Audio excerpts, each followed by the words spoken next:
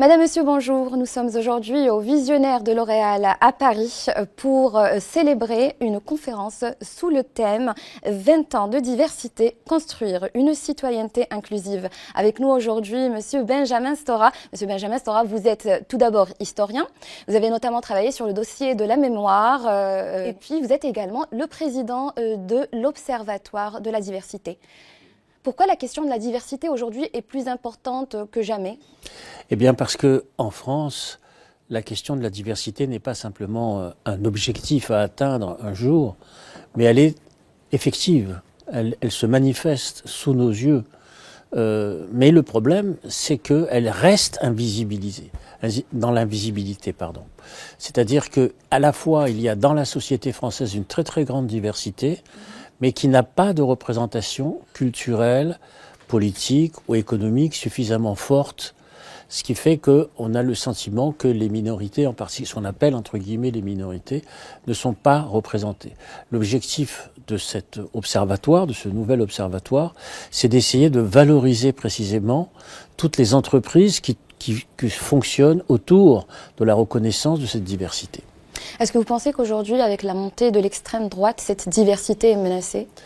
Elle est menacée à titre sur des personnes en particulier, c'est-à-dire sur la mise à l'écart, disons, de personnes, par exemple dans des instances politiques, culturelles, médiatiques, économiques, bien sûr, qui visent, disons, à donner l'image, disons, d'une société homogène, entre guillemets blanche, c'est-à-dire qui ne respecte pas ce qui se passe dans la société réelle. Une sous-représentativité peut-être de certaines tranches de la société ?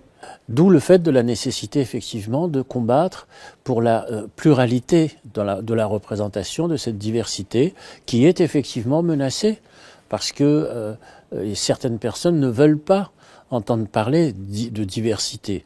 Pour eux, c'est synonyme d'éclatement de la nation, c'est synonyme de peur, de menace contre un ennemi extérieur qui serait l'étranger, l'autre, celui qui est différent.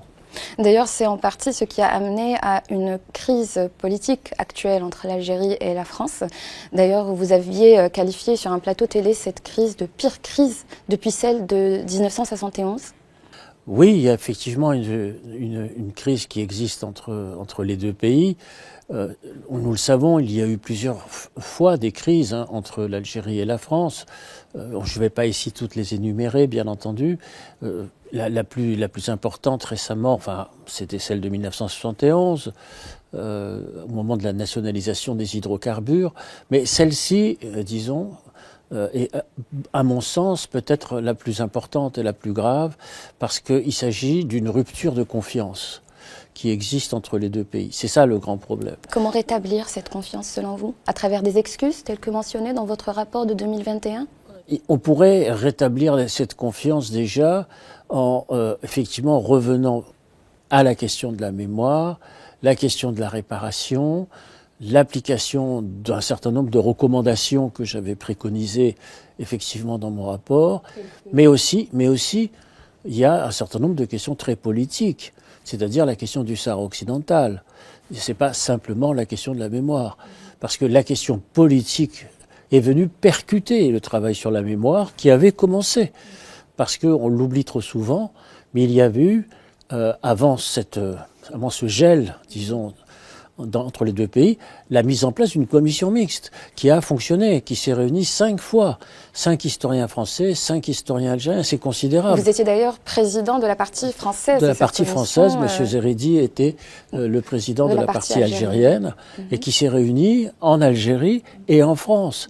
Donc ce travail, contrairement à ce qui a été dit, où on disait, j'entends souvent en France, l'Algérie n'a pas tendu la main, n'a pas répondu. C'est ce que j'entends. En fait, non, puisqu'il y a eu effectivement cette commission qui a existé. Donc elle s'est réunie. Nous avons même été à Alger aux archives nationales algériennes. Donc on a pu les voir, les visiter. On a bien sûr été au musée national du Moudjahid. Bon, ça c'est bien sûr.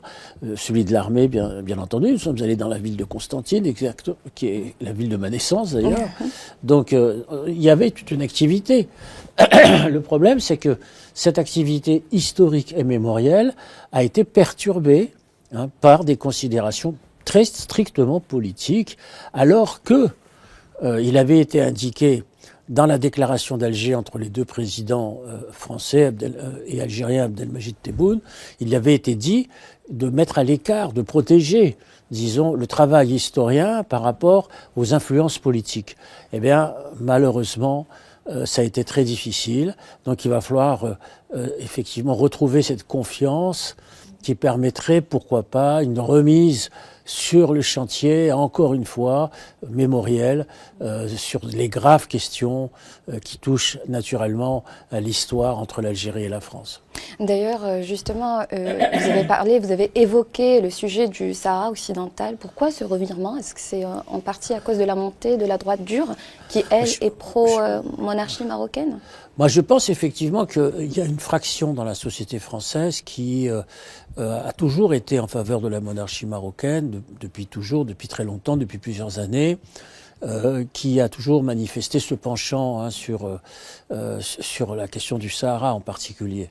Donc oui, il y a eu, je pense, des pressions. Je pense qu'il y a des groupes qui existent, qui fonctionnent, qui sont très influents à l'intérieur de la société française à travers des chaînes de télévision, des médias qui sont très puissants en France aujourd'hui, beaucoup plus qu'auparavant. C'est-à-dire qu'il faut prendre la mesure de la nouvelle puissance médiatique d'une droite dure, d'une droite extrême dans la société française dont on n'a pas suffisamment pris l'importance, le poids, à travers, disons, différents organes.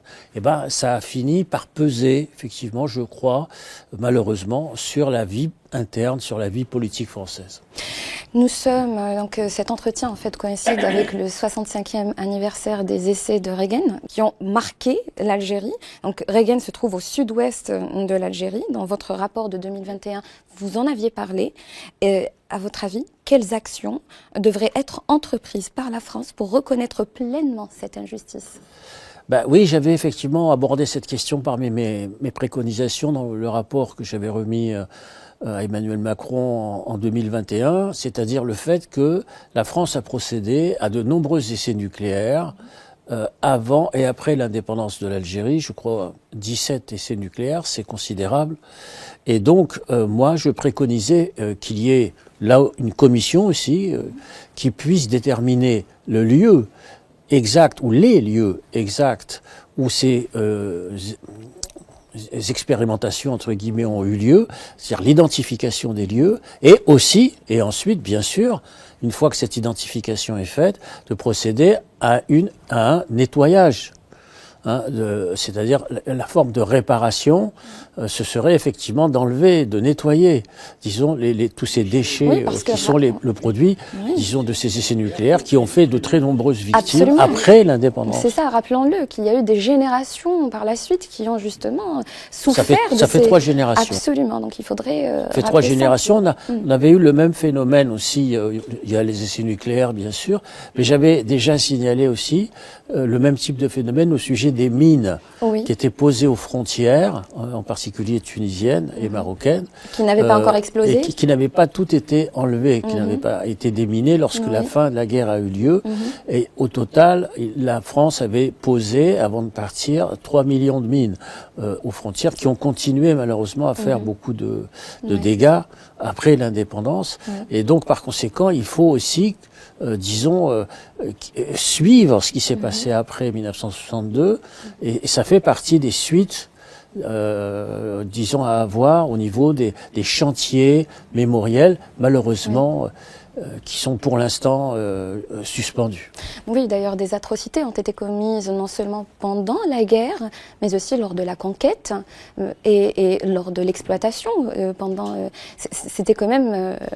Ce que nous avions décidé de faire dans la commission mixte, nous avons commencé à faire, c'était effectivement de ne pas prendre l'histoire par sa fin. parce que sinon elle est incompréhensible. Parce que l'histoire par sa fin, elle est sanglante, elle est cruelle, Oui. elle est terrible, on le sait tous, mais d'essayer de comprendre cette histoire par son origine. L'origine, c'est la pénétration coloniale. L'origine, c'est l'installation d'une colonie de peuplement. Absolument. L'origine, c'est la dépossession foncière. Et l'origine, c'est naturellement aussi ce que vous évoquiez sur la question des massacres, dont certains ont touché des régions entières, des enfumades, en 1845, aussi le massacre, par exemple, dans la ville de La Roite, bon, je vous prends quelques exemples, bien sûr, très forts. Hein, il y a eu la prise de Constantine aussi, qui a été extraordinairement violente en 1837. Le siège de la ville de Constantine a duré 1 an. C'est un siège d'1 an. Avant que la ville ne soit prise par une brèche.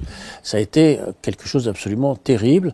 Et d'ailleurs, sur toutes ces atrocités de conquête qui ont duré longtemps, on en trouve trace dans les mémoires des officiers français de la conquête.